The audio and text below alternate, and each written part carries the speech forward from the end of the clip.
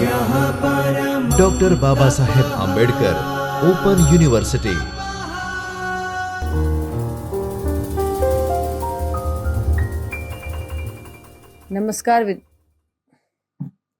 नमस्कार विद्यार्थी मित्रों, doctor Baba Saheb Ambedkar open university के चैतन्य स्टूडियो से मैं डॉक्टर रश्मि, सहायक प्राध्यापिका हिंदी, आप सभी का हार्दिक स्वागत करती हूँ।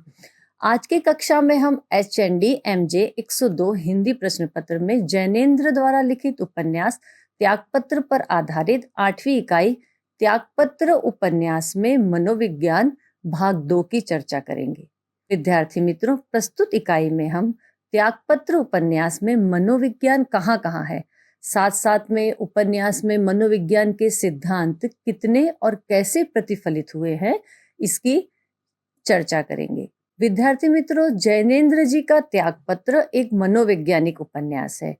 हिंदी उपन्यासों की धारा शुद्ध मनोरंजनात्मक और कोरी उपदेशात्मकता से जैसे ही यथार्थवादी सामाजिक सौदस्यता की ओर मुड़ती है, वैसे ही उपन्यासों में मनोवैज्ञानिकता अपने आप प्रवेश कर जाती है, क्योंकि तब उसके पात्र किन्हीं शास्त्रीय नियमों और कहानी की आवश्यकता के अनुसार गढ़े हुए सपाट दिव्यामी पुतले नहीं रह जाते, बल्कि हमारे बीच से उठकर गए हुए जीते जागते वास्तविक मनुष्य होते हैं, जो अपने अंतर्मन के साथ वहां उपस्थित रहते हैं। जैसे कि प्रेमचंद के पात्रों में विचारों का आंतरिक मंथन, मानसिक द्वंद्व और उहापोह वहां भी है, जिसे समझकर लेखक अपने शब्दों में पाठकों के लिए वर्णित कर देता है। प्रेमचंद उद्देश्यपूर्ण यथार्थवाद के हिमायती हैं, जो साहित्य में यथार्थ यानी कि वास्तविकता का चित्रण करता है। अतः उनके पात्रों का अंतर्मन यथार्थ होने पर भी आदर्शीकृत हो जाने के लिए प्रतिबद्ध है, और इस प्रक्रिया में वे मनोविज्ञान के सिद्धांतों से विचलित हो जाते हैं। इसीलिए प्रेमचंद और उनके समान लिखने वाले दूसरे लेखकों के उपन्यासों को मनोवैज्ञानिक उपन्यास नहीं कहा जाता।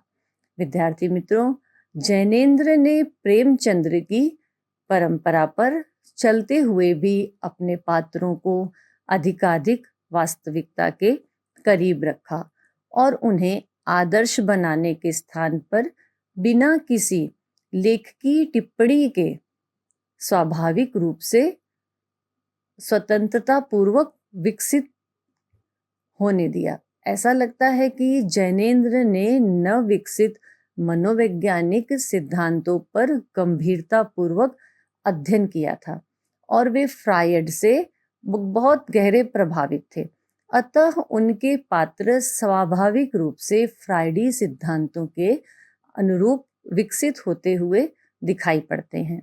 पात्रों के विकास को अनावश्यक लेखकीय हस्तक्षेप से बचाने के लिए जैनेन्द्र ने अक्सर अपने उपन्यासों की शैली भी आत्मकथ्यपरक या डायरी नुमा रखी है। त्यागपत्र में भी मुख्य पात्र ही अपने अनुभवों को कहता है। जैनेन्द्र कुमार का उपन्यास त्यागपत्र हिंदी साहित्य में मनोवैज्ञानिक मनोविश्लेषणात्मक उपन्यासों में एक मील का पत्थर है। इसमें बाहरी घटनाओं के बजाय पात्रों के आंतरिक द्वंद्व, अवचेतन मन की कुंठाओं, अपराध बोध और सामाजिक रूढ़ियों के खिलाफ मानसिक संघर्ष को प्रमुखता से दिखाया गया है, जो मुख्य पात्र मृणाल के जीवन के माध्यम से प्रकट होता है। विद्यार्थी मित्रों, त्यागपत्र में मनोविज्ञान की प्रमुख झलकियों को हम निम्न बिंदुओं के द्वारा देख सकते हैं। सर्वप्रथम, पात्रों का आंतरिक संघर्ष। मृणाल स्वतंत्र विचार वाली महिला है, जो अपने नैतिक मूल्यों के लिए कष्ट सहती है, लेकिन समाज के सामने झुकती नहीं है।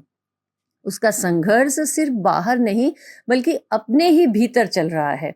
मनोवैज्ञानिक द्वंद्व में तो उपन्यास में प्रमोद मृणाल का भतीजा, उपन्यासकार और एक जज है, लेकिन वो पूरी उम्र मृणाल के केस और अपने फैसलों के बीच मनोवैज्ञानिक द्वंद्व से ग्रस्त रहता है। अपराध बोध। तो उपन्यास में प्रमोद मृणाल की त्रासदी को देख तो रहा है, लेकिन जज के रूप में समाज की नैतिकता के कारण वह उसका साथ नहीं दे पाता, जिससे उसे अपराध बोध होता है। अवचेतन मन की अभिव्यक्ति।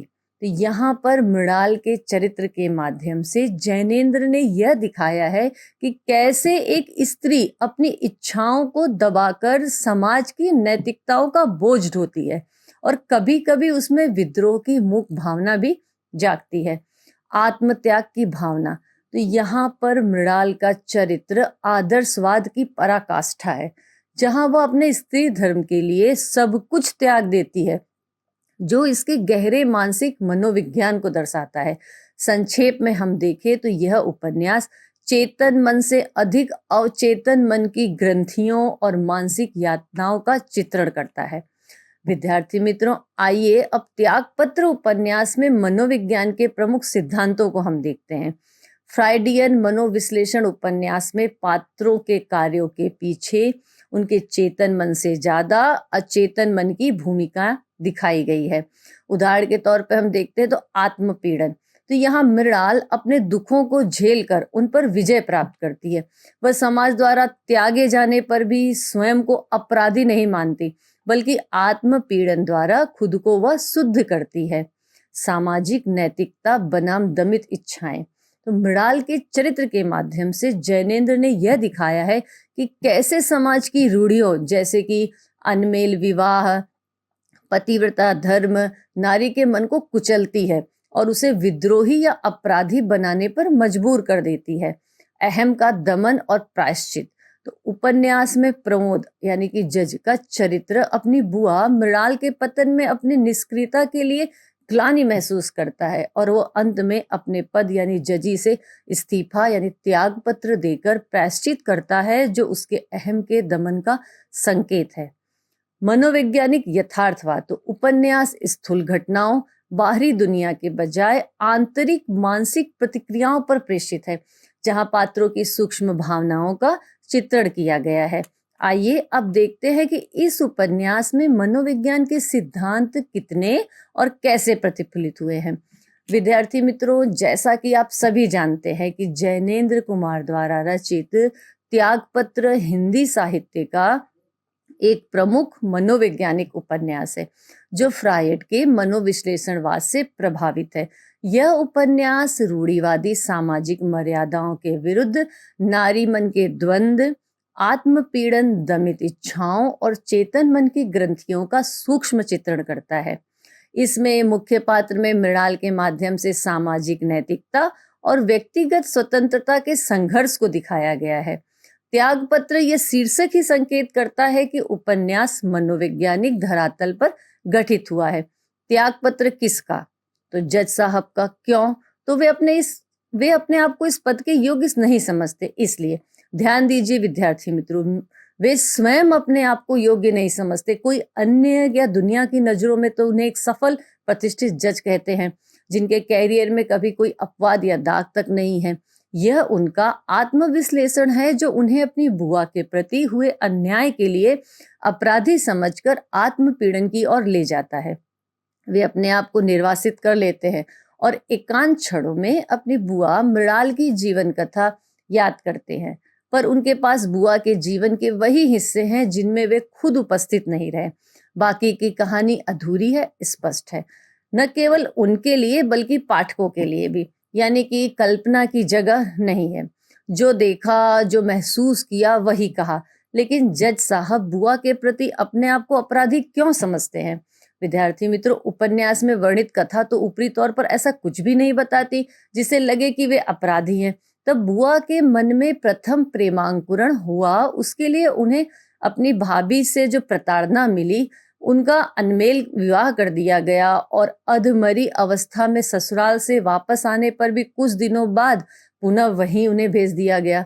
तब वे इतने छोटे थे कि परिवार का, अपनी माँ और अपने पिताजी का खुलकर विरोध नहीं कर सकते थे।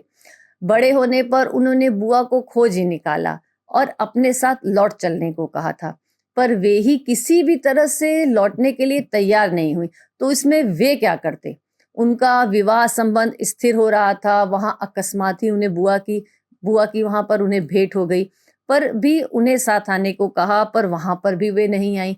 उनका संबंध बुआ के साथ वहाँ पर उजागर हो गया, उनकी सगाई टूट गई, पर उसके चलते विवाह भी टूट गया और बुआ की नौकरी भी चली गई। पर सच बोलना अपराध कैसे हो सकता है? फिर आखिर बार बुआ के पत्र से उन्हें पता चला कि वे कहाँ हैं। मिलने गए तो समाज की तलछट में पड़ी बुआ की दुरावस्था का पता चला। यहाँ से भी अपने साथ उन्होंने उन्हें चलने के लिए कहा।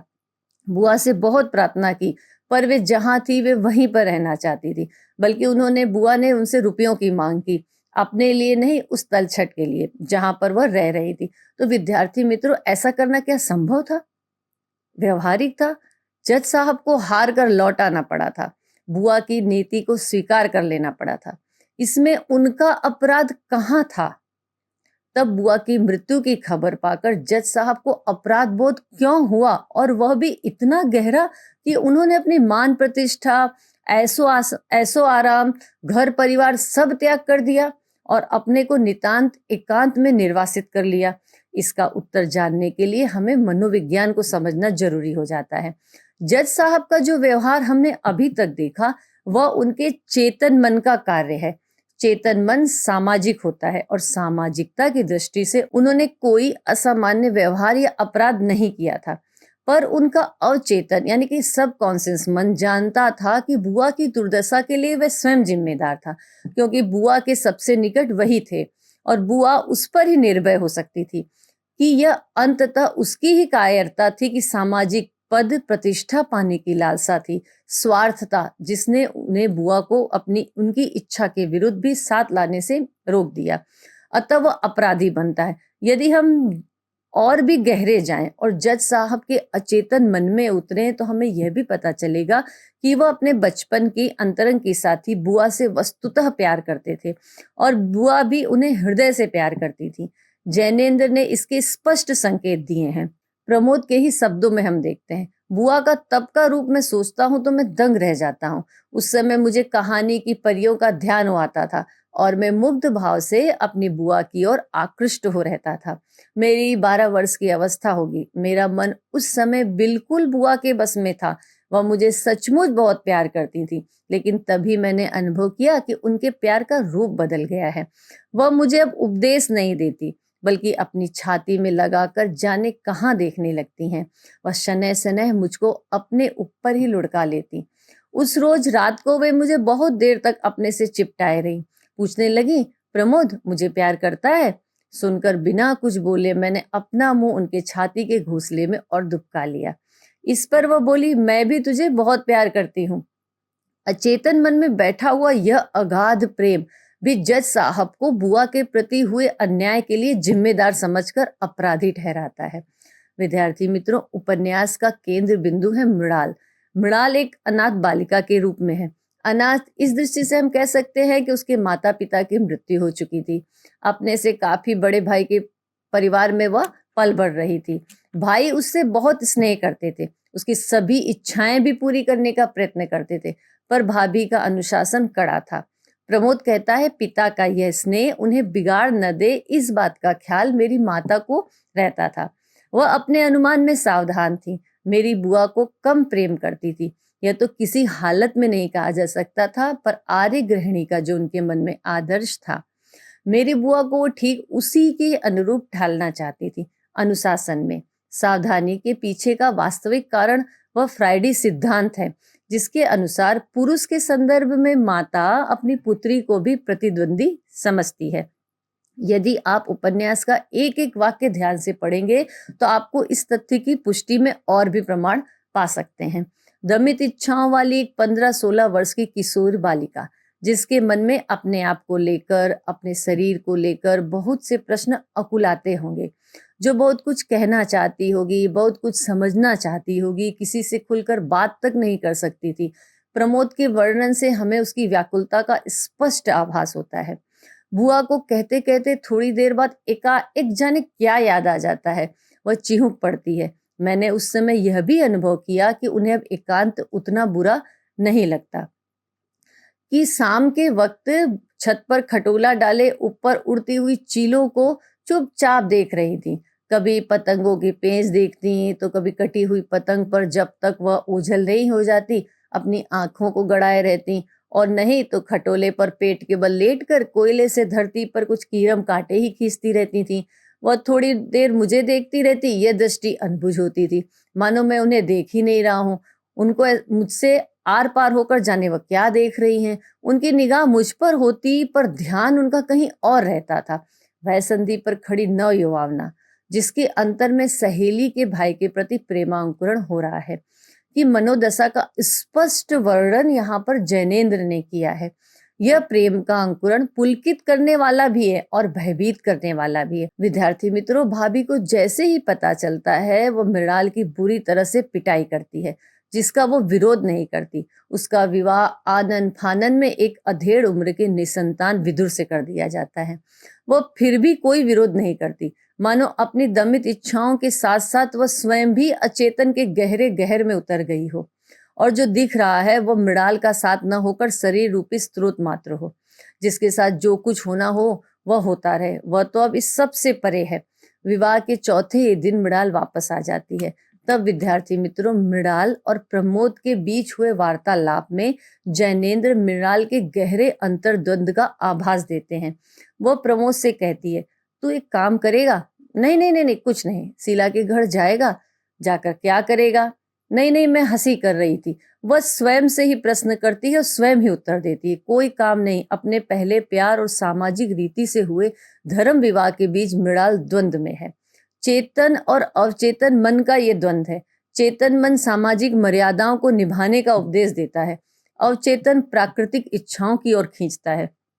चेतन की विजय होती है और मृणाल मर्यादा की गठरी संभाले पतिगृह वापस चली जाती है, जहां का उसका मन नहीं था, जहां उसे प्रताड़ना ही मिलती है। प्रताड़ना का कारण जैनेन्द्र ने पाठकों के मनोविज्ञान पर छोड़ दिया है। सब अपने अपने अनुभवों से उसे तादाकार हों।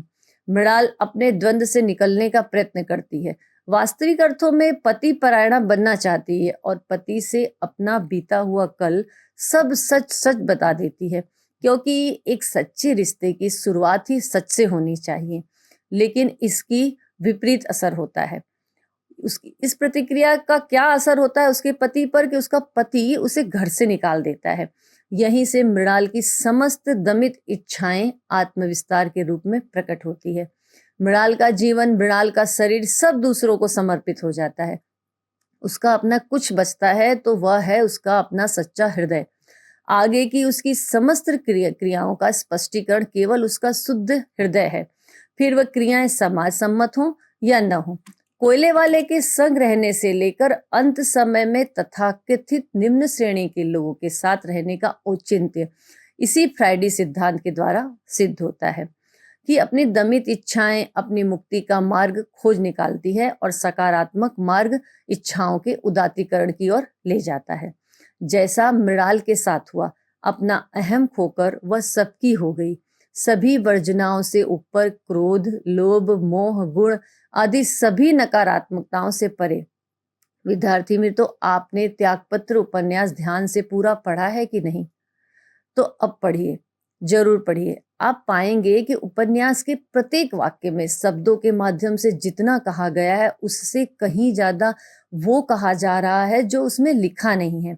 उदाहरण के लिए, मृणाल के शीला के घर जाने की चर्चा है, रोज जाने की चर्चा है, एक दिन अधिक देर हो जाने के कारण नौकर को भेजकर बुलाने की चर्चा है, मृणाल की मानसिक स्थिति की चर्चा है, फिर भाभी द्वारा मृणाल को बुरी तरह से पीटे जाने की चर्चा है।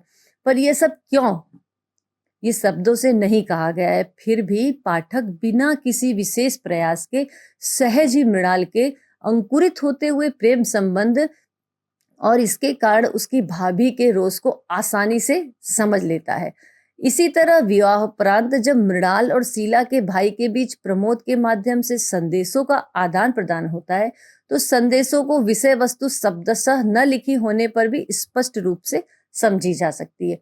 ऐसा इसलिए क्योंकि उपन्यास मनोवैज्ञानिक शैली में लिखा गया है। आशा है विद्यार्थी मित्रों, अब आप समझ गए होंगे कि त्यागपत्र उपन्यास किस प्रकार मनोवैज्ञानिक सिद्धांतों का इस्तेमाल करते हुए लिखा गया एक सफल मनोवैज्ञानिक उपन्यास है। विद्यार्थी मित्रों, इस तरह से भाग 1 और 2 के तहत हमने त्यागपत्र उपन्यास में निहित मनोविज्ञान को समझा। आगे की कक्षा में हम इकाई 9 तमस उपन्यास के लेखक भीष्म साहनी के जीवन परिचय से अवगत होंगे। धन्यवाद। स्वाध्यायः